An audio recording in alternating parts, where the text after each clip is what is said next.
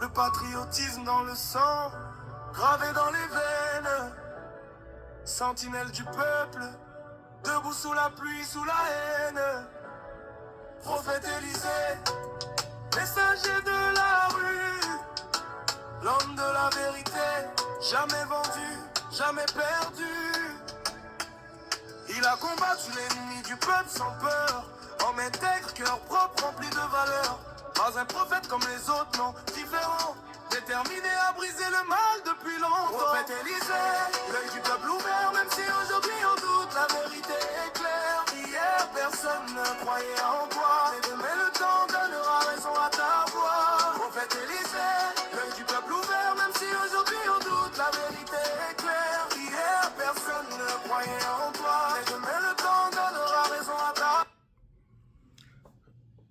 Losako na baimboka ya RDC bisika nyonso bobelemi mokolo ya poso ya lelo samedi ya lelo le 20 juin 2026 ezali mosali na nkolo le prophète messager MB Élysée, défenseur de la patrie, défenseur ya peuple congolais ya RCD, leader et guide spirituel et à peuple congolais.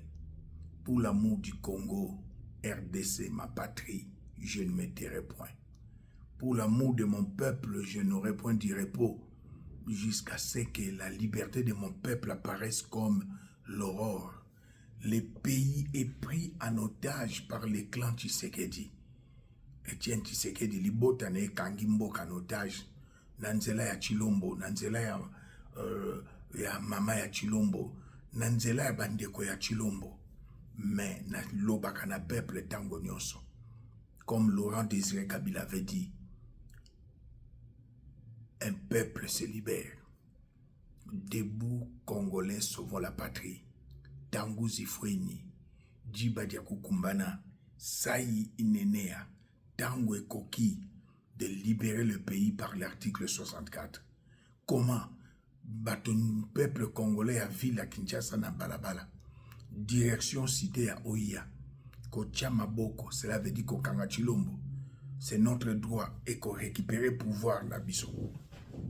Oya Zwango na ndenge ya lokuta. Tangu penze ekoki.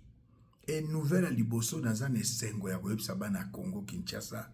Pe ya RDC mobimba bisika bobeleni bandeko ya Senko bandeko ya catholique basangana ki mikolo eleki pona makambo isoleka na mboka bapesi ya bango position na likambo etali changement ya constitution surtout ya motuya yango wana oyo Chilombo alingi anganzama na ebonga oyo esengeli na yete yango na kolinga boyoka ndeko Abe Nchole lolenge à s'exprimer pona likambo etali position ya bandeko ya catholique po bango nde bazalaka na ba témoin ebele na élection nyonso bango nde babundi pona mboka depuis tango ya maréchal batelemela maréchal bayebisa ye ete oyo zosala ezali yango te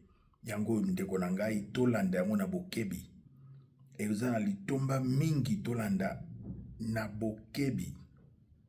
Non, du changement de la constitution du 18 février 2006 ne cache plus leur principale motivation qui est d'offrir un autre cycle de mandat à l'actuel président de la République.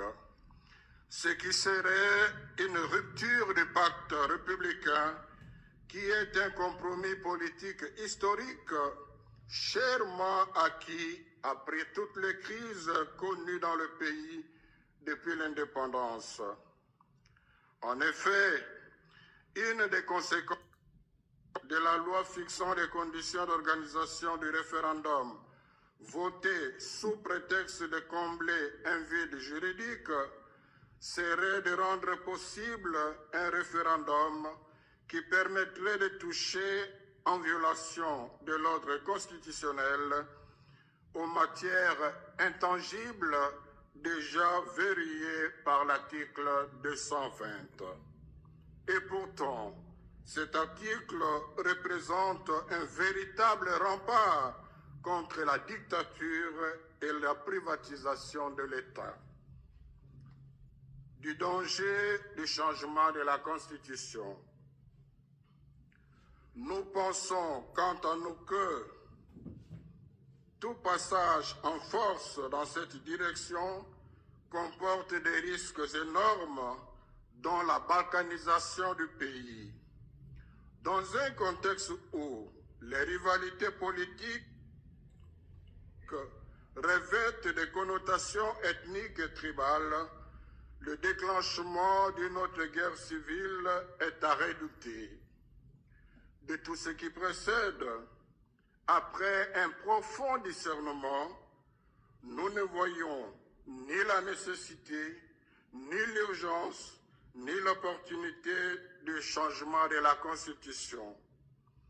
La priorité aujourd'hui en RD Congo, c'est la paix. Non, le changement de la Constitution du 18 février 2006 ne cache plus l'heure principale. Tolandi na bokebi oyo bandeko na biso ya catholique ba ebisi biso. Eza na litomba te ya ko changer constitution. Oyo Tshilombo azali kosala ezali po anganzama na ebonga. Ebonga oyo akomisi tokomi na 8e année, il n'a rien fait. Toloba pe tokolobaka. Il n'a rien fait. Et tant que Batomosus Bazolo Baki asali le côté. C'est pourquoi bandeko ya catholique na tango ya Mobutu tomona marche à ba chrétien catholique. Na tango Mobutu ya kapte Tshilombo non. Batelemela pe changement ya constitution na tango ya Joseph Kabila. Balobi ko changer te. Batelemeli pe ko changement ya constitution na tango ya Tshilombo. Na tango ya Kabila. Catholique pe yaki na sima ko accompagner tango moni peuple abimi pendant 5 jours aboyi changement ya constitution. Et boni osali et l'autre côté. Tu n'as rien fait, nos frères Kassaïens. Bazoki Makasai, pendant qu'on koluka bilei, na 21e siècle, c'est une honte.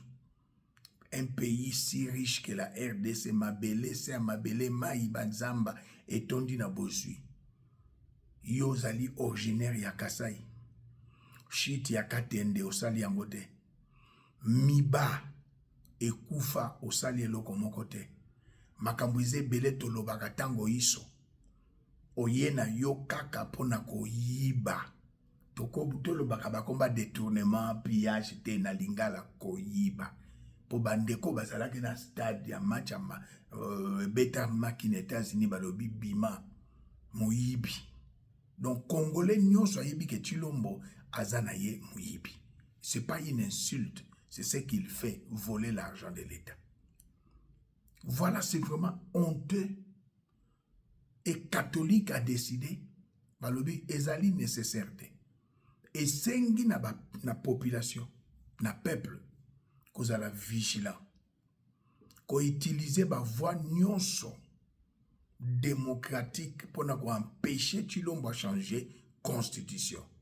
Pe kosalama. Congolais ko kozala moumbu ya libota moko boyete. Libota wana bakosi ba Congolais depuis Etienne Tshisekedi. Libota wana esali mabeba ebele. Batu baloba te. Ekomi na suka. Oeza ba bilembo. Signe ya temps, ya fin, ya clan, ya Etienne Tshisekedi. Nanzela mwana na Tshilombo. On tokolobaka lisusu likambo Etienne Tshisekedi te. Tokolobaka su likambo ya IDPSD. Nani abetaka lisolo ya MPR. Nani abetaka lisolo ya Palu.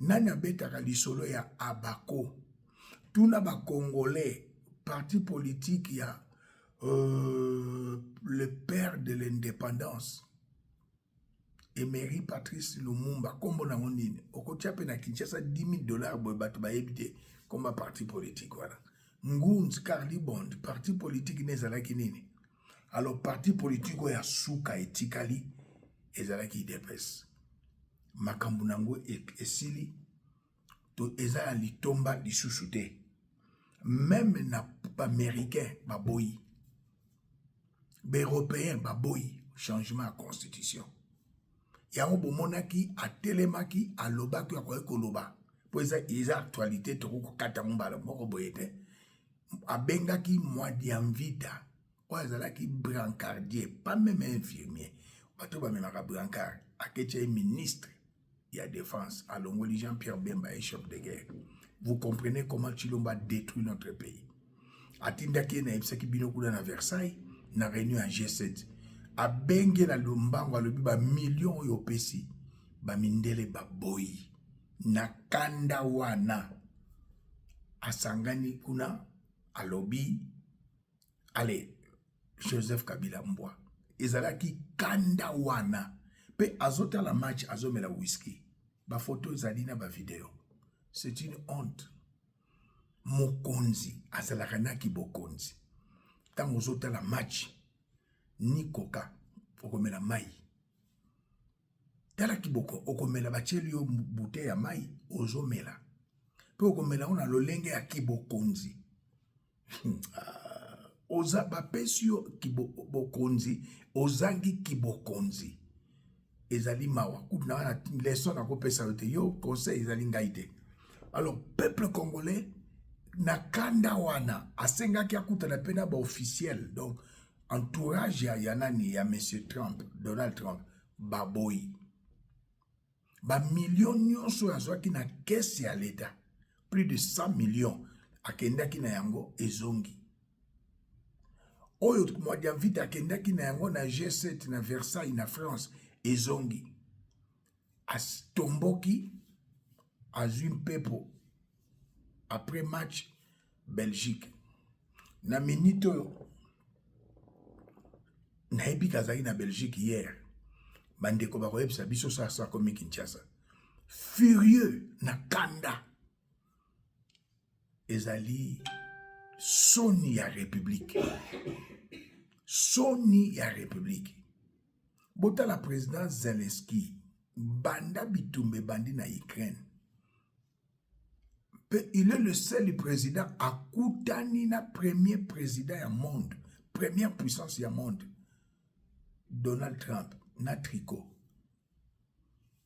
partout atambola na costume te azolakisaki mboka nange eza na etumba mboka nange eza na ma problème mais oyo toza na ye yango te il s'en fout biso pe tokozongisela yango tobima na nzela comme un seul homme tobenga na Tshilombo soki tokutie na oya tokangi ye totie na boloko tokambaka transition ya 4 ans Congo eza ya Muluba Congo eza ya Mukongo Congo eza ya Swahili Congo eza ya Mungala Congo eza ya libota ya mutu moko boye te moto akosala su 32 ans lokwa Mobutu azate moto akosala lisusu 18 ans lokola Joseph Kabila na Congo azate debout congolais sauvons la patrie tangu zifweni osali mandat moko peuple amoni ko osali malamu a reconduire yo deuxième mandat abuo pia mais yo lingonga nzama okutana na peuple. Je vais vous balancer une vidéo bon mon makamuni ezolega na Mbujimai na Kananga, c'est ça les grands Kasaï. Qu'on ne vous trompe pas, c'est une honte. Leki nanga boke tu atindelinga vidéo na rotia ngo sima leki nanga, c'est une honte. Oyo na kolakisa bino, c'est une honte, honte à Tshilombo. Et insécurité za makasi na mboka na biso. Yango yo bandeko na ngai watongi université botala mutu Akimi Kasai. Akimi Kasai. lokola Tshisekedi il a travaillé pour que il faut m'attendre bazati ba Tokimi à l'occurrence moi même qu'il faut parler zila Tokimi zila pourquoi me nazo zila yo kima kasai oh na kimanza ke oh na kimanza bon je dis c'est Kimanzala. ça j'ai la possibilité na une mission yo futelinga mbongo je l'ai dit à la télé na ye au kabeni mbongo ya kolia le transport na zongi na kin na tikapa na kana na mbujima mutu apesa 20 000 francs azati 20 000 na kicha saka kama mutu akokabela mutu 10 000 na kitase ya possibilité $20 donc soko lingo bela nga lelo na kozonga na ngate pona zongi faut tiseke data ba condition esengeli yo ozonga na kozonga tena tendo so kuna na kosala ni na ofri oboyi ozonga na kozonga tende kona ta Ozonga. na kozonga te nazala na ki na ye na komi na wiliri soko pesinde kuna ngai Antoine Maloba akoyebisa o na komi la wiliri mbongo esilinga na poche je vais le dire devant la télé de quand on a benginga OK ouais pour na kesi kama bobo izwa fota transport lia de quand on kon na tikapa mutu akabela mbongo azati non c'est pour dire que le monde d'école va se peine la victoire parce que moi je suis tenté na retirer ce monanga parce que bangba s'approprier elunga makambo ya sport ekomi ntina troisième mandat lokola faci a travaillé poto kende coupe du monde a travaillé mpe ezala esila na kasai kinshasa mpe ebonga bazosala braquage na moi na moi bazoboma bato moi ça me fait très mal de temps nazomona bandeko baliki na plateau ya télé mpona kokumisa et puis alobi que non il faut qu'on change constitution il faut qu'on change oh ye moko aza incapable de se redire ça venir article je ne pense pas qu'ata 15 ans très bien pesaka maloba merci mwana mboka n'importe ya kabila Mawa. ya Félix Tshisekedi Mawa. mpona nini nayeba Nzala na Kasai. okimi kasai ne mboka nani nga na kimi kasai liboso na ndoya na zongi na ye na Wana su Kabila.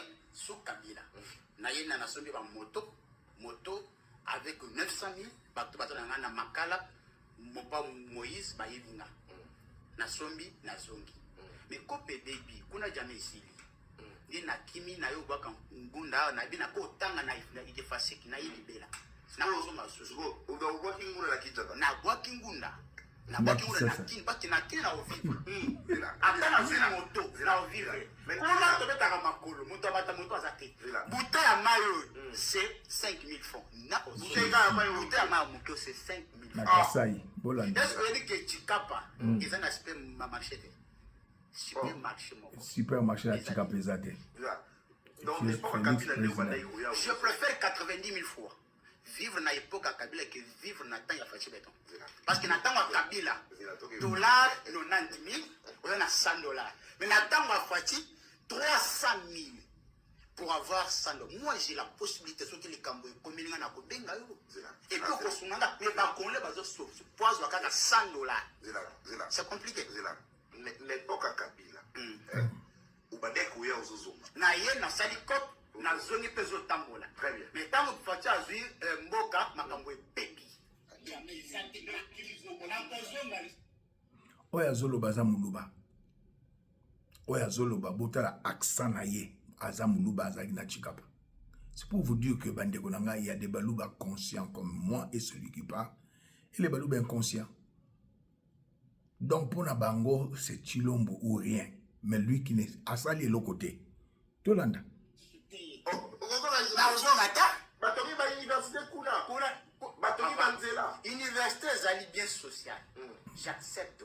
Mais avant toute chose, Zala, n'a pas ça activité zate. Ils ont comédité. Et puis, nous avons ça pour la plaisir. Merci. N'a ça et l'eau zate. Attends, nous allons faire créer. Bato baza kolia. Ba on to benga na teluba misa. Misa wana eza komoni mbila. Nzika. Nzika eza nzika. Je suis muluba. Nzika. Baba sali batuti yango bafini yango mafuta mbika wana. Nde bazo pakola. Mafuta nzika na fufu. Balele wote bateka kama biso tokendaka nango bongo. Mafuta nzika bapakola ombe de bote. Yango fini sikoyo. Mafuta nezo nde topakola kola.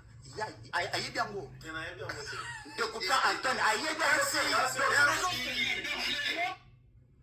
Bomoni souffrance eza na Kasai na Chikapa. Bomoni souffrance eza na Mbujimai, souffrance eza na Kananga na petit peuple.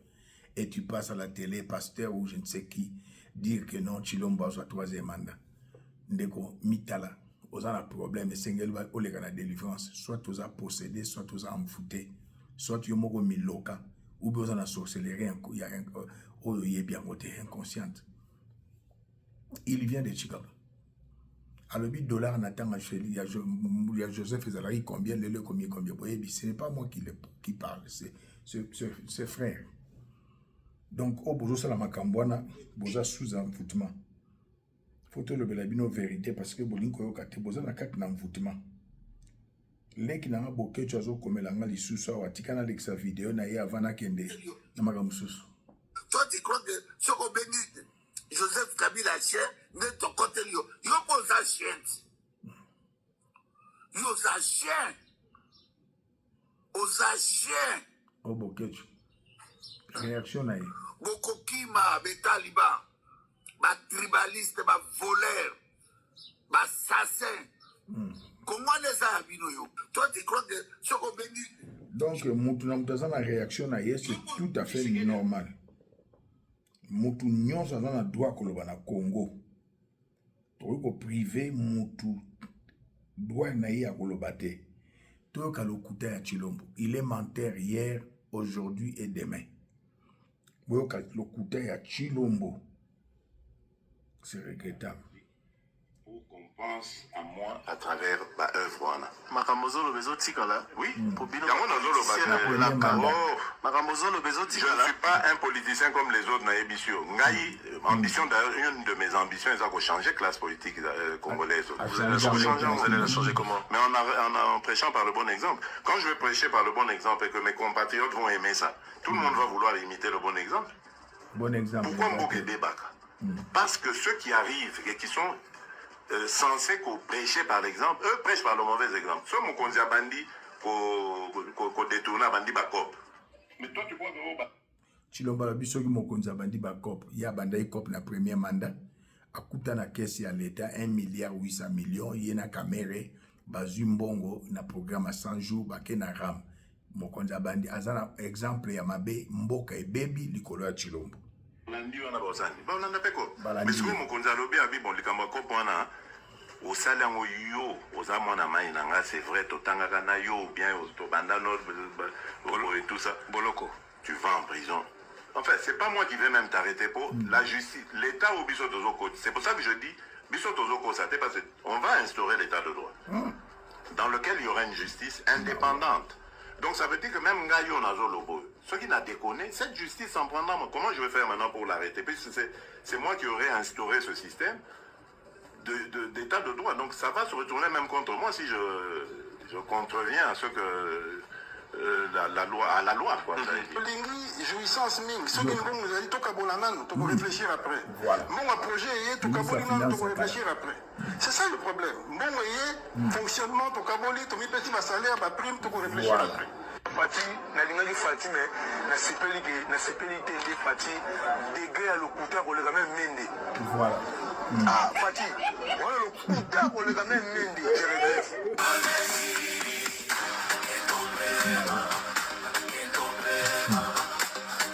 Degré à l'hôpital de l'égamen.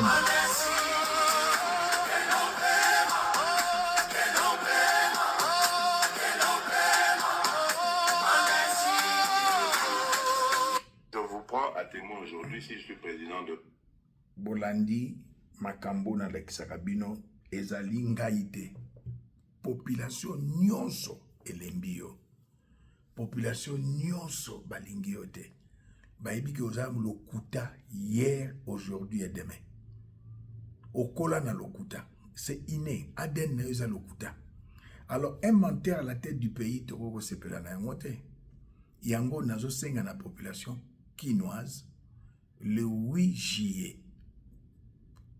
Papa, maman, elenge, mwana, bébé, même il y a 6 ans, Nanzela, pour nous benga na Chilombo.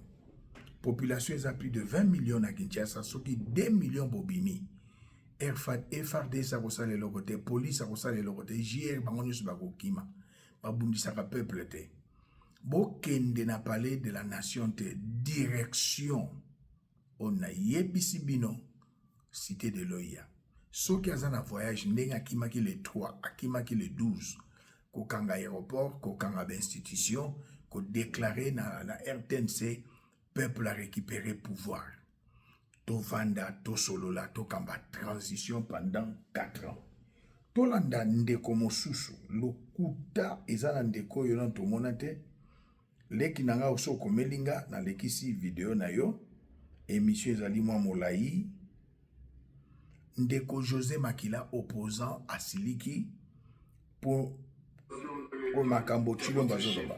D'éviter de m'envoyer des gens pour venir me chercher, à me débaucher. Je ne suis pas débauchable. Ah bon? Ah oui, je ne suis, et il le sait, qui il a envoyé, il n'y a même pas 2 semaines ici. Et évitez de m'envoyer les gens, M. Tshisekedi. Je n'ai pas envie. Et ça, je le dis devant le micro. Un de ces ministres m'a appelé au téléphone. Il faut qu'il m'envoie. Parce que le chef a besoin de... Quel chef? Et vous, les talibans, à qui il donne, s'il donne $10, $20, vous achetez des mégas pour m'insulter. Je m'appelle José Makila Soumanda. Moi, Nangbaka. Vous me voyez? Vous ne me verrez jamais chez vous. Et demain, s'il y a dialogue, vous pouvez travailler avec Tshisekedi par la suite? Non. Le dialogue, les Congolais doivent éviter à ce que le dialogue soit toujours là pour distribuer les postes, pour se partager les postes. Ça, c'est pas un bon dialogue. Le vrai dialogue, c'est aller pour le Congo, discuter pour le Congo. Quel est l'avenir du Congo demain? Et si c'est pour le partage du pouvoir, je n'irai pas. Mais si c'est pour discuter comment on va aller aux élections, j'irai. Mais si c'est pour partager tel ira... Parce qu'après le partage du pouvoir, c'est quoi? C'est le débauchage. Moi, je ne suis pas de ces gens-là. Et les gens ne doivent pas dire, oui, Makila n'a pas de position. Non. Vous devez savoir, Makila a été d'abord l'opposant de Kabila. Il a été avec Kabila après le dialogue. Je ne suis pas allé chercher Kabila la nuit. Non. Kabila, on s'est retrouvés autour du dialogue. J'ai décidé, après le dialogue, de travailler avec Kabila. Boyoki binomoko José Makila, Chilomba komi koluka ye. Ba opposant na biso boza la président na epsaki bino ete Chilomba kendaki komona président Sisi ya Égypte pour nako asenga ba américain bacha base o ezaki na kamina ya ba États-Unis ezonga ba américain ekotikala ko zonga te. Deuxièmement akobengisa ba opposant bomoni bino moko ebandi déjà pour ngana kosaka te na epsaka bino vérité et tolanda mwana mboka leki na ngai Merlin, vous, alobi eloko moko ya motuya, j'ai aimé, tolanda yango. Très bien. Chef de l'État, alobi, Joseph Kabila, c'était un chat. Baboma mwana mboka, Laurent Désiré Kabila, baeko placer un chien. Pour bailler baboma na kotele guidé pour être attaqué comme mboka na biso. Ces chiens, est-ce que c'était Joseph Kabila? C'est vrai qu'il n'a pas cité nommément l'ancien président Joseph Kabila. Mais ma propos là, ma commentaire et qu'il dans l'essence, il y a le qui s'est attaqué. Une métaphore politique, bateau bazama tête. Le tangi na kaya mwana na eba komi ba fikiri une métaphore. Il y a baxi la politique. La fonction du président de la République. C'est la plus haute fonction régalienne dans un État. Et ces fonctions, il y a l'invectivité, il y a l'injurité, c'est une fonction d'un homme. L'homme doit occupant, c'est une fonction qui demande beaucoup de propriété. Ce que tu as fait, c'est trop simple pour cette fonction. Il doit présenter des excuses à la nation. Il doit présenter des excuses. Non, qu'on conscientiser le peuple. Et une fois présenté là, on m'excuse pour la nuit. Il y a qu'on conscientiser le peuple que batte Kamboka te. Et ce mon amboa appelle ses pouvoirs. Voilà. Si Kabila est chien, celui qui a réussi le pouvoir des mains de Kabila est qui? Chien. Voilà. Pardon? Si Kabila est chien. Journaliste à Bangui. C'est Kabila qui a fait la remise de l'épouse avec Tshisekedi, non? Voilà. Tshisekedi a fait la remise de l'épouse avec un chien. Avec un chien. Alors lui, il est qui? C'est un chien. Voilà. Je m'en repère sa réponse. Journaliste à Parce que moi, je conçois mal qu'un homme, une personne, a ça la remise et reprise d'un chien. Namboa, Ezalakate. Voilà. Donc, dans mon place, c'est Moutou. Hein? Alors, c'est la passation au pouvoir, on a Mboa, tout le Niaou, tout le Lion, Bolaksama. Et Tigala au Salamate. Bato, basa la capacité, bato na bato. Banyama pe, baezan nengi na bango basolo laka. On a la lobby Kabila Mboa. La personne qui avait fait la remise et reprise avec un chien, il est qui? Voilà. À répondre, Bissot. Non, mais moi, tu as sens, il y a cause à la. Il y a traité Kabila Banyama. Moi, dans le sens que. Ma place, on a pas débat dirigé parce que moi, bah, dit Dakaye, bah, dit Jakaye. Laisse-moi aller pendant 8 minutes. Débat, Missous, bah, lobby métaphore. Nandimina qui n'est pas là, qui retard. Pendant 8 minutes. Et il y a 5 minutes. Parce qu'il faut aussi lire ça. Kabila chien, non? Voilà. Toujours une métaphore. Vous comprenez? Les affiliés ou le style à utiliser, ce n'est pas de l'insulte ou quoi, toujours en forme. Voilà. Kabila chien, il prend un pays divisé par 4. À réunifier. Ça, c'est un chien. Ok? Analyse Kabila politique. chien, il donne à ces pays première élection publique, populaire, démocratique ou le peuple. Parce que tout ça, là, on l'a noté. Depuis 60. Par 3 fois. 2007, 2011, 2018. Ça, c'est un chien. 2018. Oui, oui. Ça, c'est un chien. Un chien. 2006, 2011, 2018. Un chien. À sa révision à code minier vakendi. Tous ont bénéficié 1% de mine nabiso. Tout comme on a 10%. Un chien. Tous les chantiers sont des projets laissés par un chien avec les moyens de la code minière révisés par un chien. Congolais Landa. Ça a minéré dans les pays voisins. Ça a causé en 2010. C'est impossible. Notre sous-sol fait partie des domaines de souveraineté. Ça, c'est un chien. Un chien a défait le M23. Un chien a fait la passation pacifique du pouvoir sans une avenue occupée. Un chien a laissé 0 dette. Un chien a laissé 1,8 milliard de réserves d'échange. Ok? On a laissé ma prouesse, il y a chien, c'est On a chien. Un chien a tiré lié contrat sino-congolais. Aux autonga rocade. Aux autonga ba université. Voilà. Un chien a tiré aéroport, il y a Lualaba. Payé, financé totalement, travaux en commencement. Un chien a beau autonga, pont, route, rail, Congo, Brazzaville, Kinshasa, sans autonga, port à banane. Un chien, Azala président de la République, a condamné la justice congolaise pendant l'exercice. Vous avez condamné Kabila. Kamouleta. À l'époque, Kamouleta juge. Mais lui, président, va condamner sur Félix Joseph. Quand naissance à Lumbashi. Kabila Souma. Félix va condamné dans le régime parce que c'est un tyran, c'est un dictateur. Mais Joseph a été condamné à Azagi président. Le Banzambe l'ignorance tue aux 4-6. Kamouleta a condamné Joseph en tant que président de la République. C'est ça la démocratie. Mais il a condamné. Il y a des crimes sur la sali, violation de la Constitution, il y a l'article 165. Il a condamné tout le monde. Mais Marley, Asomba Lupango Moro, Masomba Omabe. Ma victime a gagné la justice. Pendant que lui était président. Il est président. Et c'est Kamoul était condamné par tout le monde de ma pang awa. Trafic d'influence. J'ai ni la capacité de condamner. Pas condamner Kabila. Kabila beng ba avocat. C'était faut kangaye. Les chiens Kabila beng ba cabinet. Non, non. Vous avez acheté mal. Ces 3 juges ont raison. Kamoul est tapé 10 les messages que Kabila lui avait envoyés. Alors, Aïbisa Kamoul est assis. On avait 40 juges. Dans un pays comme toi, il n'y aura plus de détournement. Voilà. Et à promouvoir, il y a un promotion le ministère public les 3 juges. Kabila, les chiens Kabila,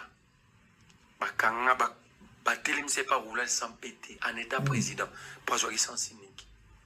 Landa, peuple congolais. Les chiens à côté ça roulage là. Les chiens à côté. Les chiens à côté ça roulage wana. Namutuka. Namutuka. Naïe. Les chiens a conduit le roulage. Le roulage trembloté. Il pose la question au roulage. Vous tremblez pourquoi? Oh non, chef, je ne savais pas que c'était vous. Il pose la question. Tu as mal fait ton travail. Oh, c'est ça le respect. À cause de mais quand même vous êtes présent. Eh bien, si j'ai besoin de 400 roulages comme toi. Marley, vous. Ça, c'est les chiens. Ça, c'est les chiens. Les chiens a arrêté les Biamou, tous les généraux. 90% des généraux. Il y a M23. Les chiens. Il y a plein à dire sur les chiens. Merci. Je m'arrête là. Beaucoup. Mais l'homme, une personne humaine, prend le pouvoir. Les chiens n'avaient plus réussi Kagame 10 ans d'Iran. Moutouazu pouvoir à remplacer chien, Ayambi Kagame, Baninga na batu, Bayembele na stade mardi. Batu. Chien a dit 1,8 milliard. Batu, Bayibi on a 100 jours. Voilà. Toloba. Chien, a condamné à accepter à promouvoir Jijoana. Même Moutou, à l'objet de Miyibi, Baza va père de famille, Bana va le rejouer. Vraiment, Moutou. Chien appelle ça Kagame minéral Kongote, mais Moutou appelle ça Orasakima. Vraiment. Chien n'avait jamais insulté ni Papa Etienne, jamais. Ni ses opposants. Mais Moutou Banda, Bakombataba, Maman Marie, on a Moubangue, tout ça. Maman Marie, Maman ya Moubangue. Chien, roulage à Kanga, il y a PCA promotion par commissaire.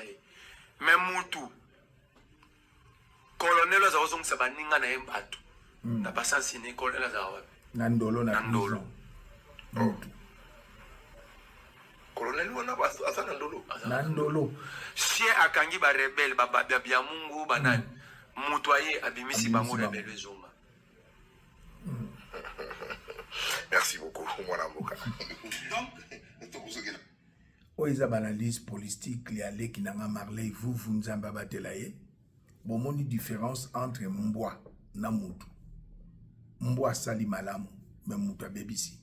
C'est quand on dit manani, mi peut sa réponse. C'est pour vous dire que Congolais ont le sentiment. Chilombo, c'est notre frère. Le Lobananza belobi ozane ennemi kaka moto ndeko na yo bozani na ndako moko. Le monsieur venu, il a volé, il a détruit, il a égorgé le pays. Et maintenant, il veut se maintenir dans le pouvoir. Et loko biso tozo boya. Tolobi debout Congolais, sauvons la patrie. Tangu zifweni. Djiba diaku kumbana. Sayi ineneya. Le 8 juillet, direction Palais de la Nation. Tozo ke na cité à Oya Kokanga Moutou. Il y a le billet, c'est un homme, oui, Azamoutou. Toko Kangaye, pour retirer pouvoir, article 5, le peuple est souverain. C'est ce que nous devons faire. Pour Bamindele Baboya changer la constitution.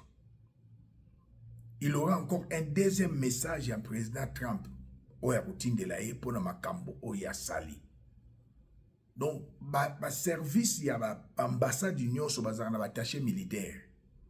Ba yebi ce qui se passe na Congo. Le 3, bazwa ki ba image. Le 12, ndenga Chilomba Bomi. Bazwi ba image. Na oyo tango azalaki na stade ndenge ba wolola ki ye. Ndenge ba lobaki na ye. Na ndenge tango a sangisa ki bato. Na salo ya zalaki. Alors, les Américains, les Français, les Européens, ils ont compris que en lingi koti kamboka koleka délige au Mobutu Alobaki, après moi c'est le délige. Yango balingi lisusa à la présidente. Les mesures sont prises. Même les services, il y a États-Unis, les mitindo, balongola na pouvoir. Je vous le confirme. Les Américains balingi ben de santé. Ba français balingi makila atangisa makila te. Oye salamaki na 2016 balingi o Chilombo asala yango te e ba ko empêcher ye na banzela nyonso. Debout Congolais, sauvons la patrie. tangu zifweni diba dia kukumbana sai inenea tangu ekoki tokanga Tshilombo eloko moko salami lelo za mokoloni samedi le 20 na 9h du matin satellite la Kisingai soldat bomi nigérien communauté nigérienne en deuil na Kipwanza et comité na mboka na bango président Nigeria ko sepela na Tshilombo soldat Akimi pièce contre pièce insécurité azoko ko bongisa ngote malingi 3e mandat po boma mboka na modèle nini mawa sali eloko te ya sali eloko te discussion ka ndenge zalaka ba sentiment soki ya nini spota lati munduki soki nini abomi muninga ka bwina tongo bwina 9h abeti ni Jean ya masasi asali rien moi j'avais les cas azafar DC abomi muninga abomi na tongo wana Kipwanza kana kweya gambelawa na kweya rompwe gambela na Kipwanza na ikelimba ba Nigériens bateka ba maison na bango na se wana ba pièces de rechange abeti masasi wana tongo akufi sur place abeti masasi na mutu ba côté na dispensaire we kangami na biso awawa nde jipo ye ba policier ezui yango bakena na ngome na porte lupangu te ya kimi ya zate ye tanga beti masasi ko azaki na arme mutokangi azaki te taka 9h batu lelo peza salongo ba maison ifungami na retard mais ba mo ba Nigeria ba yaki déjà bazaki wana donc ye ko sala beti masasi amati moto akimi donc na mwana moto amemi ya intimidé mwana moto amemi akimi sipe siko aba policier bazali boso porte ndakwa wa ya lupangu moye to bima ezapete donc akufi sur place na Kipwanza eza Nigérien obina akufi sur place donc FARDC abeti masasi bona discussion kaka bana ko sa disonga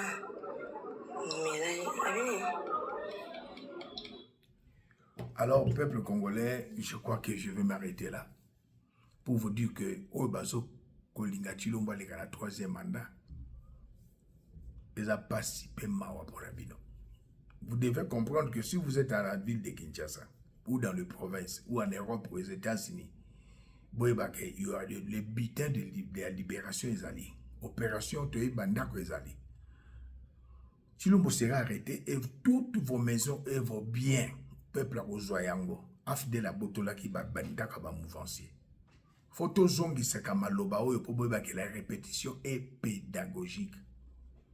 Tokoti que la binote po na bana na biso ba koko na biso buzoba oyo ezalaka te ya ko encourager mutu azosala eloko te ko encourager ndeko mo pasaka muluba ngapela za muluba c'est mon frère biologique comment dirais-je na ndenga ba kasa ibiso to ba kasayen mais lui Tshilombo est inconscient un inculte mais moi je suis conscient na ko supporter les mal te tane ba bomi nigérien oyo chaque jour bazo boma batu qui est le commandant suprême de FARDC et de la police, qui est le garant de la nation, Azani na Belgique, Azani Boulao.